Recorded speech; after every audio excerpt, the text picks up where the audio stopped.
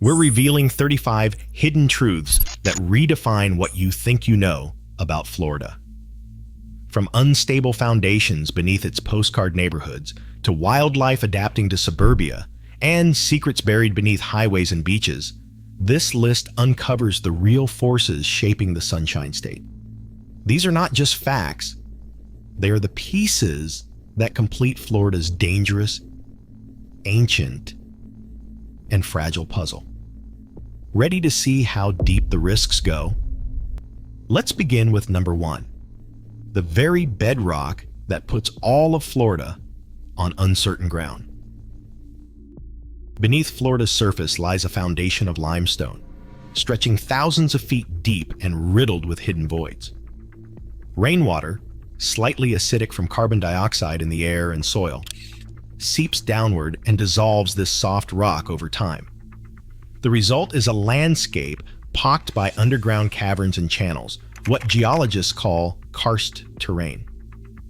This porous bedrock connects lakes, rivers, and even drinking water through unseen pathways. But it also means the ground above is never truly secure. With enough rainfall or groundwater withdrawal, the ceiling of a hidden cavern can suddenly give way, swallowing roads, homes, or entire blocks. Maps from the Florida Geological Survey and USGS show nearly the entire state at risk. In Florida, the very ground that supports paradise is dissolving beneath your feet. Florida's neighborhoods often stand on land that was once underwater or swamp. In places like Lehigh Acres, entire suburbs were carved from marshes by draining, dredging, and dumping fill. Developers promise dry, solid ground, but the reality is more complicated. Underneath, the soil is still restless. Old swamps and fossil reef terraces hold water differently, shifting with every heavy rain or drought. Plat maps from the 1950s show how thousands of lots were plotted right over wetlands. Today, some homes rely on pumped foundations to stay stable. The transformation from wild wetland to suburb happened fast, but the ground remembers. Human engineering cannot erase the instability that comes with building over what nature never meant to be solid ground. Florida's sinkhole risk isn't spread evenly. Maps from the United States Geological Survey and CoreLogic highlight a clear pattern. The greatest concentration of sinkholes clusters in West Central and North Florida. In January 2010, the small farming community of Dover saw more than 110 sinkholes open during a single freeze. Farmers pumped groundwater at record rates to save their crops from frost, draining the aquifer so quickly that the ground above collapsed in dozens of spots. Similar clusters appear in places like Ocala and Live Oak, where geology and human activity overlap. These regional hotspots are tracked in state and federal incident databases, showing that while sinkholes can happen almost anywhere in Florida, some communities face a far greater risk than others. On a quiet morning in May 1981, the ground beneath Winter Park began to vanish. Within hours, a yawning chasm opened in the middle of town, swallowing a house, 5 luxury cars from a nearby dealership, part of a public swimming pool, and sections of Denning Drive. Residents watched as the earth collapsed, turning solid land into a crater over 300 feet wide and nearly 100 feet deep. Geologists traced the cause to rain-soaked limestone dissolving below the surface, a hidden weakness that was suddenly exposed. Insurance claims soared into the millions. The site, now known as Lake Rose, stands as a reminder that in Florida, even the most ordinary street can disappear overnight. Much of Florida's solid ground is an ongoing experiment in engineering. In places where the natural soil would never support roads or houses, entire neighborhoods rest on layers of imported fill, pinned in place by seawalls and kept dry by pumps that run day and night.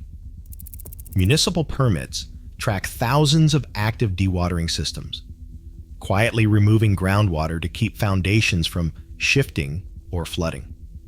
In coastal cities, seawall foundations stretch deep into reclaimed land, holding back tides that would reclaim what was once swamp or bay. The reality is, stability here is temporary. Every new building, every paved block depends on constant maintenance, pumps, barriers, and buried infrastructure, just to keep the ground beneath from giving way. This is the hidden cost of building paradise on terrain that refuses to stay put. Every winter, hundreds of manatees seek shelter in places few would expect, right alongside power plants. These gentle giants cannot survive when water temperatures drop below 68 degrees Fahrenheit. To avoid deadly cold stress, they crowd into the warm water outflows discharged by facilities like the Big Bend Power Station and the Crystal River Plant. On the coldest mornings, aerial surveys by the Florida Fish and Wildlife Conservation Commission have counted up to 800 manatees packed into these artificial refuges. Utility companies operate under special permits, maintaining discharge temperatures between 86 and 95 degrees Fahrenheit to keep the water warm enough for survival. For many manatees, these industrial outfalls are now a lifeline. Without them, even a single cold snap could mean hundreds of deaths. It is a reminder that some of Florida's most iconic wildlife now depend on the byproducts of human industry just to make it through the winter. Where pipes and canals empty into Florida's rivers and bays, something unexpected happens. Nutrient-rich runoff from factories and wastewater plants creates pockets of water teeming with life. Fish crowd these warm, oxygen-rich outfalls, drawing in flocks of birds and even the occasional otter or alligator. State water quality records show that some of the highest fish biomass in urban areas is measured right next to industrial discharge zones. Permits for these outfalls are supposed to prevent pollution, but the reality is more complicated. These sites become accidental sanctuaries, supporting food webs that would struggle elsewhere. The paradox is clear. Ecosystems are thriving in places shaped by human waste, blurring the line between harm and habitat in Florida's engineered wild. Alligators in Florida do not stick to wild swamps or hidden lakes. They travel miles through a network of man-made canals, waterways, originally dug to drain land for farms, neighborhoods, and roads.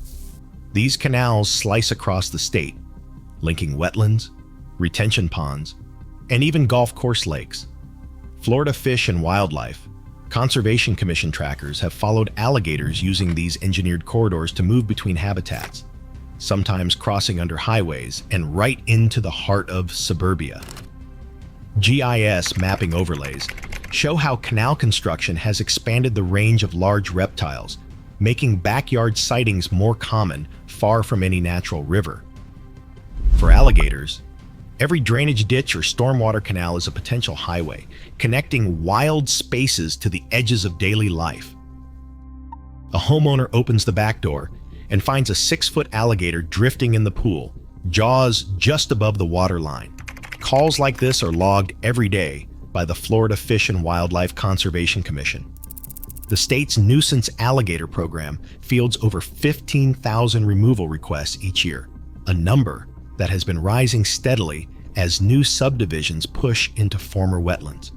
Trappers arrive with poles, ropes, and sometimes tranquilizers.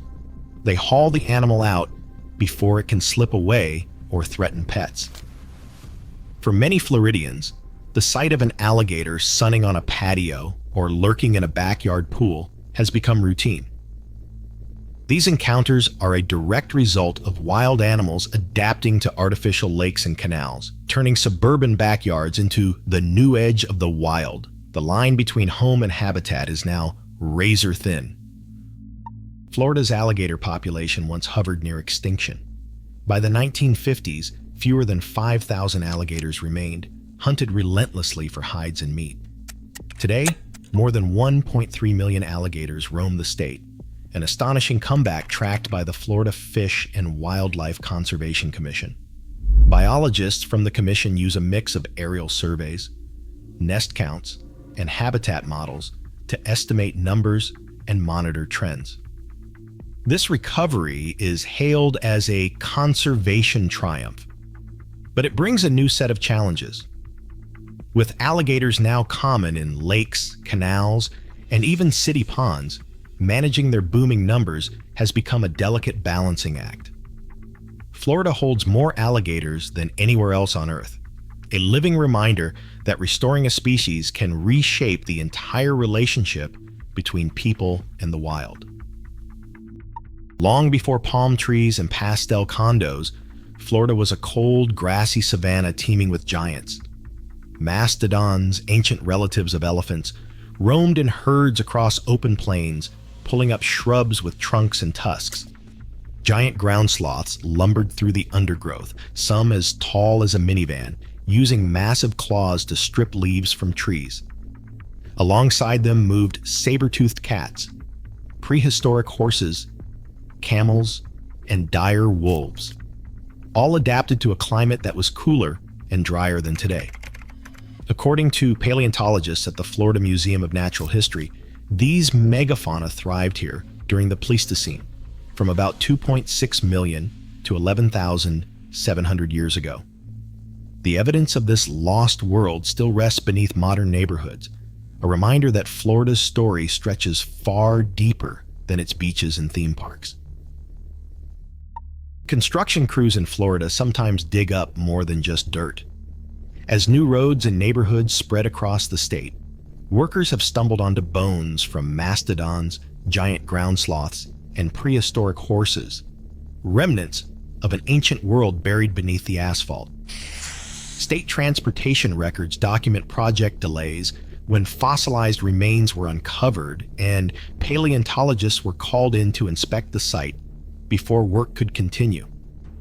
In some cases, entire skeletons have been lifted from the path of highways and subdivisions, cataloged, and sent to museums. These discoveries are not rare accidents. They are part of the hidden history layered beneath Florida's modern sprawl. Every time a shovel breaks ground, there is a chance the past will rise up under the wheels of progress, reminding everyone that today's Florida is built on the bones of lost epochs. Every tide brings a new chance to spot the past along Florida's beaches. Fossilized shark teeth, some jet black, some streaked with gray, turn up in the sand after storms or strong surf. These teeth once belonged to ancient predators like megalodon, whose jaws could swallow a car, and tiger sharks, whose lineage stretches back millions of years. Erosion from waves and shifting sands freeze these fossils from layers of limestone and marl, making them easy finds for anyone with sharp eyes and a little patience. Beachcombers collect handfuls every season, each tooth a piece of Florida's prehistoric ocean. The abundance of these fossils is not just luck, it is proof that deep time is always close at hand here, waiting to be uncovered with every step along the shore. On Venice Beach, the past washes up with every tide. Here, fossilized shark teeth are so plentiful that entire families spend mornings sifting through sand, hoping to find a blackened tooth from a long-extinct predator. This abundance has shaped more than just beachcombing habits. It has become a local tradition. Each spring, thousands gather for the Venice Fossil Festival, where vendors line the streets with tables stacked high with shark teeth, ancient bones, and marine fossils. Paleontologists speak alongside collectors, and children trade their finds for polished specimens. Tourism data shows the festival draws visitors from across the country, turning prehistoric relics into a thriving piece of the local economy. For Venice, fossils are not just reminders of deep time. They are a community treasure, celebrated openly and sold by the handful.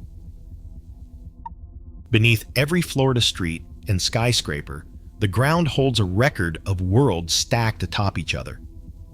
USGS core samples and drilling logs reveal layers from ancient oceans, savannas, and coral reefs pressed together under modern cities. In some places, marine limestone formed when Florida was submerged beneath tropical seas.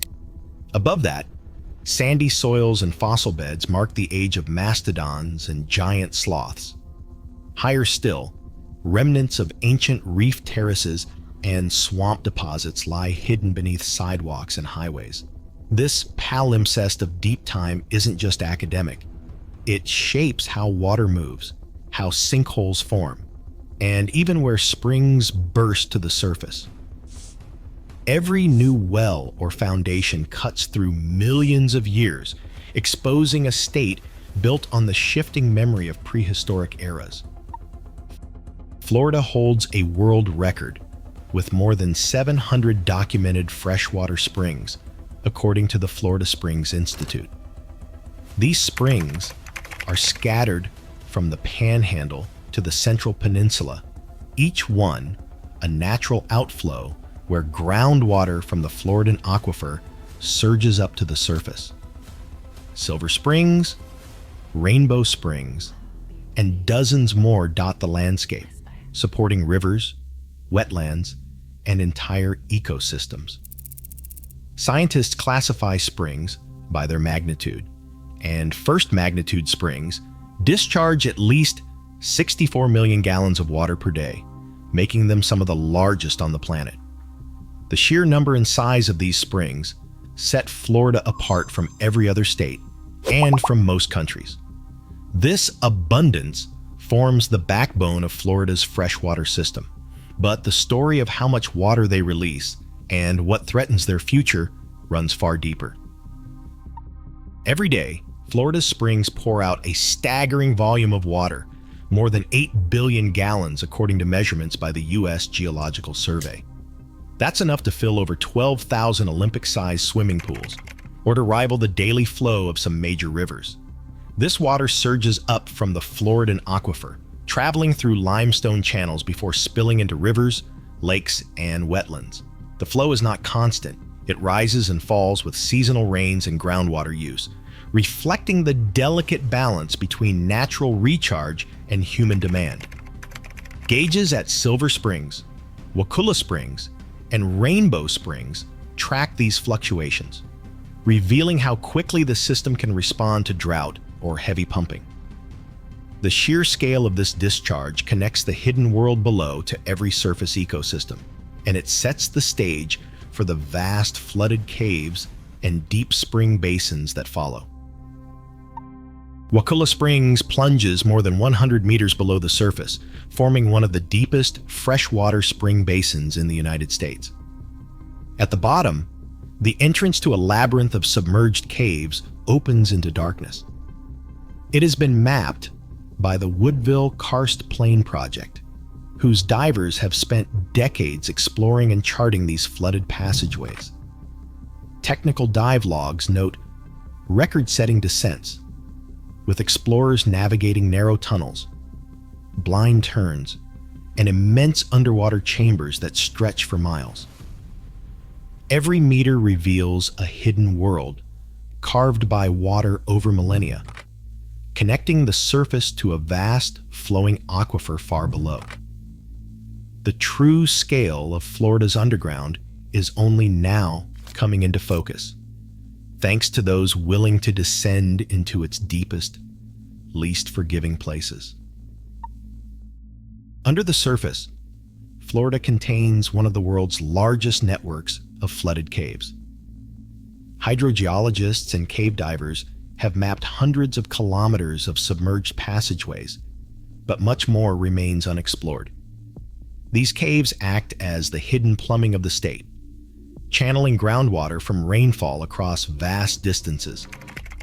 Dye trace studies by USGS and speleological teams show that water, and anything dissolved in it, can travel unseen beneath cities and farmland, linking distant springs and wells. A single contaminant spill on the surface can slip into this network and spread for miles, sometimes reaching drinking water supplies before anyone notices. The scale of this underground system is staggering, and its vulnerability is real. In Florida, the safety of every glass of water begins with what happens in these dark, flooded corridors. Nearly every glass of water in Florida starts its journey deep underground. The Floridan Aquifer is a vast network of limestone channels and flooded caves that supplies drinking water for more than 90% of the state's population. Municipal well fields, plotted on USGS maps, draw billions of gallons each day straight from this porous rock. But the same geology that delivers clean water leaves it open to danger. Coastal cities have documented saltwater intrusion creeping inland as heavy pumping lowers the water table. Agricultural zones show nitrate plumes spreading for miles, traced back to fertilizer runoff and septic leaks. In places like Miami-Dade and Central Florida, contamination has forced temporary closures of public wells. Dependence on this hidden aquifer means any spill, leak, or overuse can ripple through the entire system. For Floridians, water security is not just about rainfall. It is about what is happening unseen, far below their feet. No other place on Earth hosts both American alligators and American crocodiles living side by side. Only in southern Florida do these ancient reptiles cross paths in the wild, sharing tangled mangroves and brackish creeks. Alligators are found throughout the state, but crocodiles are rare, with fewer than 3,000 remaining. Their range is limited to the far south and to the edges of Biscayne Bay and the Everglades. Range maps from the Florida Fish and Wildlife Conservation Commission show a narrow overlap zone where the salt-tolerant crocodile meets the freshwater adapted alligator. This coexistence is a quirk of climate, geography, and evolution, making Florida the only natural meeting ground for both species on the planet. In the tangled wetlands of southern Florida, a narrow band of territory brings two ancient rivals face to face. Here, in the lower Everglades and the mangrove estuaries of Biscayne Bay, American crocodiles and alligators share the same patchwork of salt and fresh water. The overlap is razor thin, a shifting boundary shaped by tides, rainfall, and salinity gradients. Crocodiles nest along the brackish canals near Turkey Point, where warm water from power plant outflows meets the cooling flow of inland rivers. Alligators patrol the freshwater sloughs just inland. In this fragile strip, a change in water chemistry or a new canal can redraw the line overnight. The coexistence of these predators depends on the delicate balance of coastal habitats, places where the land is never quite dry and the water is never quite pure. Just beyond these estuaries, the landscape shifts again, giving way to the ancient sand ridges and scrub deserts of Central Florida. In the heart of Central Florida, the land transforms into something unexpected, a stretch of inland desert known as the Lake Wales Ridge. This ancient chain of sandhills once formed the shoreline of a vanished sea, leaving behind soils so dry and nutrient-poor that only the hardiest life survives. Here, drought-adapted plants like scrub rosemary and sand pine cling to the loose white sand, their roots twisting deep in search of moisture.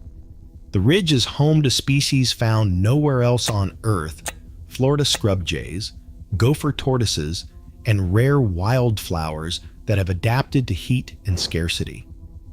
These scrublands aren't just relics of the past, they're living deserts shaped by wind, time, and fire. In a state famous for water and wetlands, the Lake Wales Ridge stands as a reminder that Florida's wildest secrets sometimes bloom where you'd least expect them. Some of Florida's rarest plants refuse to bloom unless fire sweeps through their habitat.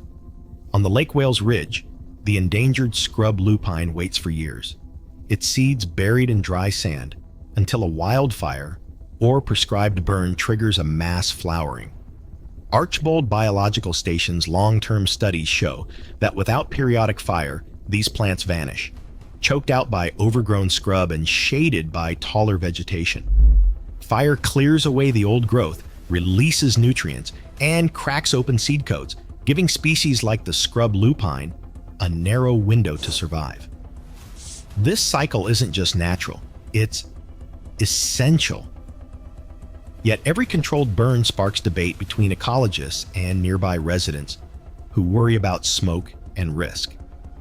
In Florida's scrublands, survival and renewal depend on fire, whether nature sets the spark or people manage the flames. Fire is not just a threat in Florida, it is a force that shapes entire landscapes. Longleaf pine forests, sawgrass prairies, and scrublands all depend on regular burns to stay healthy. Before highways and suburbs, lightning strikes and indigenous fire practices set the rhythm, clearing old growth, recycling nutrients, and opening space for new plants and animals. When fire is suppressed, fuels build up, and the risk of uncontrollable wildfires rises sharply. Restoration projects now use prescribed burns to bring back lost habitats, especially in places like the Lake Wales Ridge and the Panhandle. Florida's burn policies are tracked closely by land managers who balance ecological needs with safety. Across the state, fire is not just a danger to control, it is a tool for survival, renewal, and keeping ecosystems in balance. The Everglades stretches across South Florida as a vast, shimmering expanse of sawgrass, but it is not a swamp. It is a river, one of the slowest on Earth, moving fresh water from north to south in a broad, shallow sheet. This flow, only a few inches deep in places, weaves through prairies and sloughs, creating a landscape unlike anywhere else. The sawgrass marshes dominate the horizon, their blades swaying above water that is always on the move, even if that movement is almost impossible to see. This slow-motion river shapes the entire region, supporting wildlife, filtering nutrients, and sustaining the delicate balance between wet and dry. Understanding the Everglades as a living, flowing system, not a stagnant wetland, changes how its future is measured and protected. Water in the Everglades crawls south at an almost unthinkable pace, about 1 mile per day. USGS flow models and decades of gauge records confirm this slow motion journey, shaped by a landscape barely sloped and thick with sawgrass. The river's shallow depth and dense vegetation create friction that holds water back, spreading it across the marsh in a thin, steady sheet. But this delicate balance is easily disrupted. Canals and drainage ditches cut for flood control and farming shortcut the natural flow, sending water racing out to sea or into artificial channels. Every mile lost to engineered drainage means less time for wetlands to filter water, store nutrients, and support wildlife. The Everglades slow current isn't just a quirk of nature. It is the backbone of a system that can unravel in the face of even small changes. Since 1900, Florida has drained and developed more than 30% of its original wetlands. The transformation is visible in historic land cover maps. Vast stretches that once held sawgrass, cypress domes, and slow-moving water are now fields, suburbs, or paved over entirely. The Kissimmee, Okeechobee, and Everglades Basin saw some of the heaviest losses as canals and levees carved up the landscape for sugar farming and new towns. Each acre drained was logged by the Florida Department of Environmental Protection, showing a state remade in a single lifetime. The scale of this conversion is staggering. Millions of acres of habitat have been erased, with only fragments left behind. What was once a continuous expanse of wetlands is now a patchwork, setting up the next crisis. What happens to water, wildlife, and people when these natural buffers disappear. When wetlands disappear, water has nowhere to go but straight into streets and homes. In 2020, Tampa faced flooding that overwhelmed drainage systems, sending water surging through neighborhoods that once sat beside natural marshes. Wetlands act as sponges, soaking up rain and releasing it slowly. Without them, storms push runoff directly into rivers, raising flood peaks and washing fertilizer and pollutants into lakes and coastal waters. The result is a spike in toxic algae blooms and dead zones, choking out fish and threatening drinking water. Every acre drained for development means more risk, higher floodwaters, dirtier water, and fewer places for wildlife to survive. The pattern is clear. As wetlands vanish, the costs to people and nature rise with every storm. The Everglades once served as Florida's natural shield, absorbing floodwaters in the wet season and holding reserves against drought. That defense faded as canals and levees carved up the landscape for sugar fields and real estate. Billions of gallons that once lingered in sawgrass now race through engineered channels, bypassing wetlands and pouring out to sea. The comprehensive Everglades Restoration Plan, launched in 2000, was meant to restore this lost storage by replumbing the system. But progress has stalled for decades, tangled in battles over water rights and land use.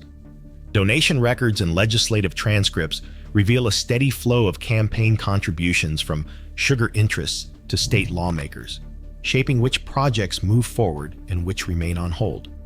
As storage capacity shrinks, flood risk rises, not just for farms, but for cities from the interior all the way to the coasts. Florida's peninsula is shaped by three powerful ocean systems: the Atlantic, the Gulf of Mexico, and the Caribbean Sea. Warm currents like the Gulf Stream sweep north along the Atlantic coast, carrying heat and the larvae of tropical species hundreds of miles. On the Gulf side, the loop current draws warm water up from the Caribbean, fueling storms and feeding coastal ecosystems. These swirling flows don't just influence the weather, they set the stage for everything from coral growth to hurricane paths. NOAA. Oceanographers track these currents as they shift, sometimes changing course in a single season. The result is a coastline exposed to constant change, with waters that can turn from calm to dangerous overnight. This triple influence gives Florida its unique climate, but also its vulnerability. No other state faces storms quite like Florida.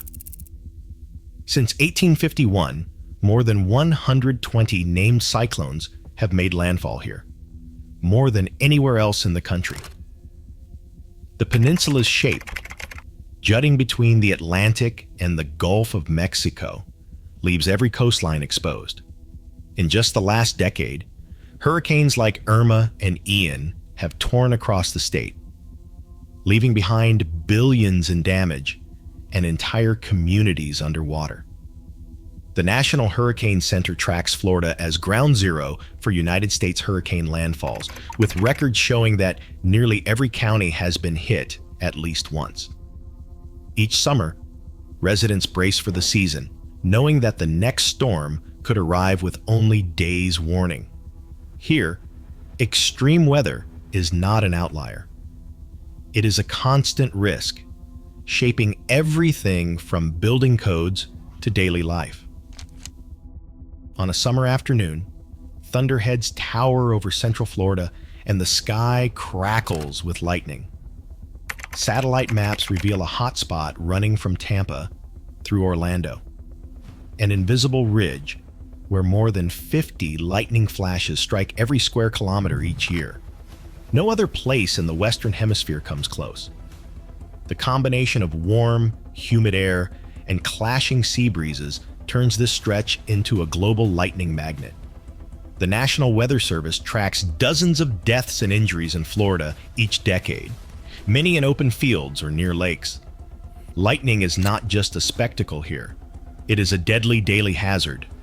For Floridians, a blue sky can turn dangerous in minutes. The same volatile atmosphere that fuels hurricanes and storms also makes this state the lightning capital, shaping everything from building codes to summer camp schedules. Off the coast of Florida, a living coral barrier once stretched for hundreds of miles, the only reef of its kind in the continental United States. Today, more than half of that coral cover has vanished since the 1990s. Scientists from NOAA and Mote Marine Laboratory have tracked wave after wave of bleaching, each one triggered by rising ocean temperatures and fueled by runoff from the land. In recent years, a new threat, stony coral tissue loss disease, has swept through the reef, killing colonies that survived previous crises. Restoration teams work around the clock, planting lab-grown corals and monitoring recovery, but progress is slow. For the fish, turtles, and coastal communities that depend on this reef, the loss is more than ecological. It is a warning that the line between land and sea is breaking down. Florida's nickname promises endless sunshine, but the state receives more rain each year than almost anywhere else in the country. According to NOAA, annual precipitation averages between 50 and 60 inches statewide, nearly double what falls across much of the Midwest or the West Coast. Most of this rain arrives in sudden, heavy bursts during the wet season from June through September, when afternoon thunderstorms sweep across the peninsula almost daily. The sky can turn from blue to black in minutes, unleashing torrents that flood streets and fill retention ponds. Yet just a few months later, the dry season arrives. From October through May, rainfall drops sharply, and the same landscapes that overflowed in summer can turn brittle and parched. Despite the abundance, Florida's water supply is far from secure. High temperatures and constant winds drive up rates of evapotranspiration, pulling moisture from the ground and from plants back into the air almost as quickly as it falls. Engineered drainage systems funnel stormwater away before it can soak in, and much of the rain never reaches the aquifers that supply drinking water. The result is a climate paradox. The state is famous for its sunshine, but it is shaped just as much by rain. Caught between abundance and scarcity, and always negotiating with the extremes of its own weather. Across all 35 secrets, one pattern emerges. Florida's paradise is a delicate illusion, constantly shaped and threatened by its unstable ground, unpredictable water, and relentless adaptation. Every neighborhood, spring, and coastline balances on the edge of ancient forces and modern risks. Understanding these hidden truths means seeing Florida not as a postcard, but as a living negotiation with nature. The real secret? Paradise here is always temporary. Thanks for watching till the end. You're the reason this channel keeps digging deeper.